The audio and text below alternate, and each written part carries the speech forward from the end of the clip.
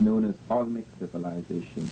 This civilization occurs in the Gulf Coast of Mexico. When we speak of Mexico, however, you must get it very clear in your mind that we're not speaking of the shrunken Mexico of today. We speak of Mexico when it was the very core and heartland of Native American civilizations, a Mexico that included parts of Colorado, parts of Texas, parts of California, going right up to La Plata in Canada. This civilization, known as Olmec, was to touch all other civilizations in America, the Maya, the Toltec, the Aztec, etc. It was even to stretch right out into South America. What is very unusual about this civilization was that not only was it the mother of American civilizations, but it contained elements that were not just native to America, but was a fusion between the Native American and people coming from outside. The most significant of those outsiders were the Africans. We have very clear evidence in stone heads, in terracottas that are clay sculptures, as well as skulls and skeletons of an African physical type entering that native population, somewhere between 948 and 680 BC. How do we know the date? It is because on one of the platforms in the holy center and capital of the Olmec world, a place called La Venta, we were able to date the stone head because they were rooted in a wooden platform where the Americans worshipped, and we got this dating of 948 to 680 BC.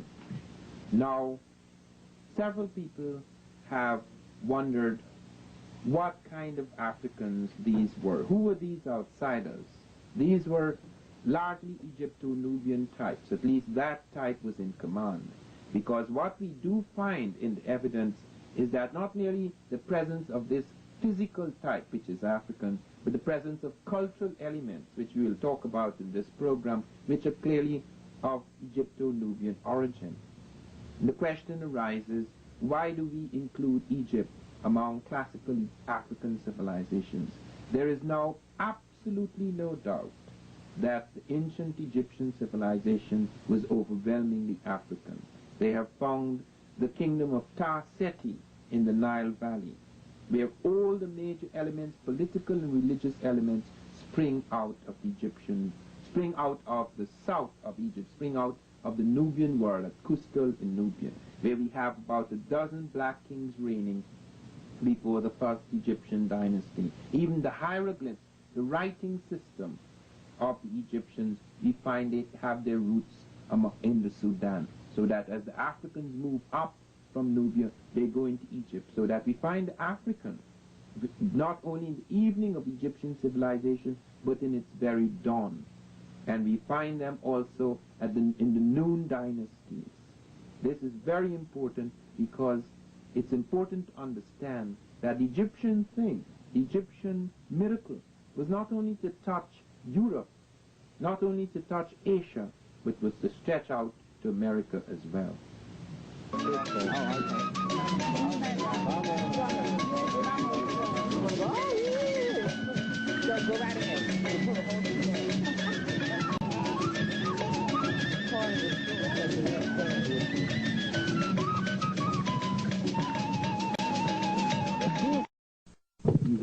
Look at these two ones over here. At the beginning of this museum, I was made the information about from the picture, from where they got at the face. Then when we was passing in the other house, you saw those pictures when they found the faces. This is one of the face more beautiful. You can see the lips, the nose, the eyes. This is completely negroid face, and the weight of this face is 25 tons. We're wondering how they carry in that time, from where they carry these rocks, because it's solid.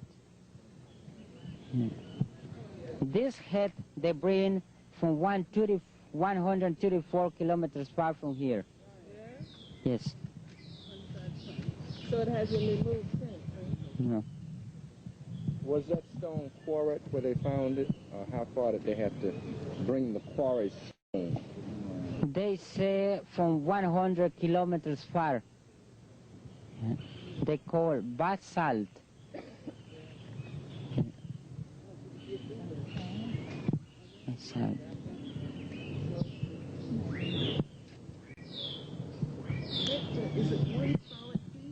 It is one solid piece from 25 tons. What is the relationship between this head and the African presence in the New World? Well, they showing it to you the exactly origin, negroid, the basic origin for these peoples. Why do you think they would carve a negroid head? What would be the significance of that? To show when these people was arrived to this continent. They tried to demonstrate when they arrived to America, and that was before Christ. About 1200 years BC was the time when they made these faces. Were these heads looked at as gods, as priests? Priest. They were priests. Priest.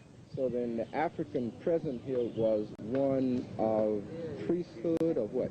Priest. It was one of priesthood. Yes. Are there any other heads this size for the other races of people? No, this is the most principal.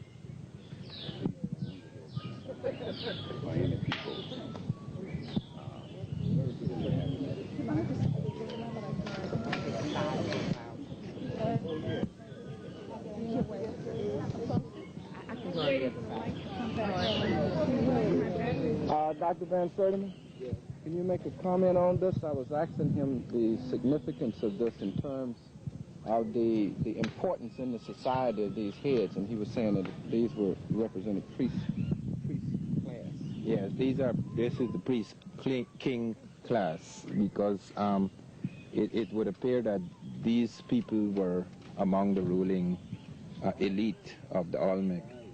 And these heads were revered. In fact, on one of them you have a flat top and you have an altar where people worshipped. And there is another one in which you have a sort of eustachian tube that runs from the ear through the mouth so that the priest could stand at the back of the head and talk to the people. It was a kind of oracular thing, you know, a sort of oracle. This is one of the great heads. And one of the things that you should note too, which many people do not note, is the way that thing falls along the ear. And also note the markings, the way it is cut, the way it is eroded on top, because the top of the helmet is also very important to note. The things right on the brow, the way these are formed, because this is the way in which even on top, I don't know how we can get on top there, but there's something quite interesting on the very top of the head. There are certain striations on the top of the head that are also significant. Sorry.